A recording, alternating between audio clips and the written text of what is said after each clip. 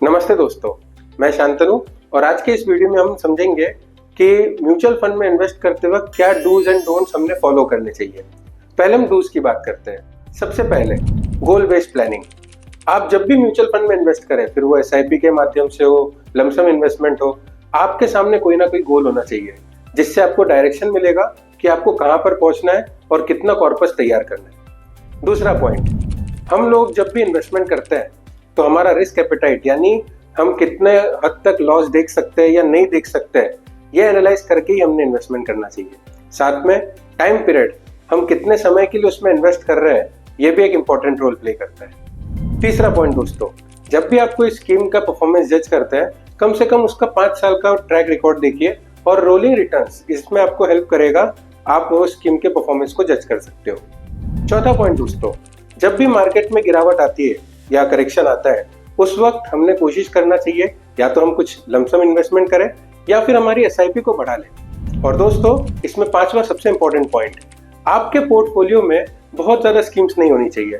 4 से 5 स्कीम्स अलग अलग कैटेगरीज में, ये आपके पोर्टफोलियो को अच्छा बना सकती है। तो ये हो गए डूज।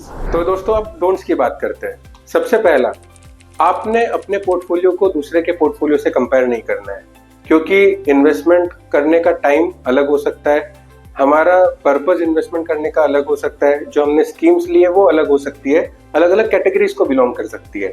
इसीलिए पोर्टफोलियो को कंपैरिजन ना करें। दूसरा पॉइंट, जब आप अपना पोर्टफोलियो बिल्ड करते हैं तो ये ध्यान रखिए कि आप लॉन्ग टर्म के लिए अगर इन्वेस्ट कर रहे हो तो आपने पैनिक नहीं होना है।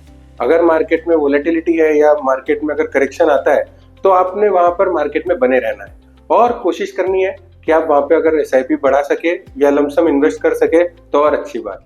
इसके अलावा दोस्तों, किसी भी स्कीम को सिर्फ 1-2 साल के परफॉर्मेंस पे जज नहीं करना चाहिए, क्योंकि वो स्कीम हो सकता है उस वक्त मार्केट में जब लॉन्च हुई हो तब वहां पर मार्केट में करेक्शन होने की वजह से वो स्कीम का परफॉर्मेंस थोड़ा डाउन हो।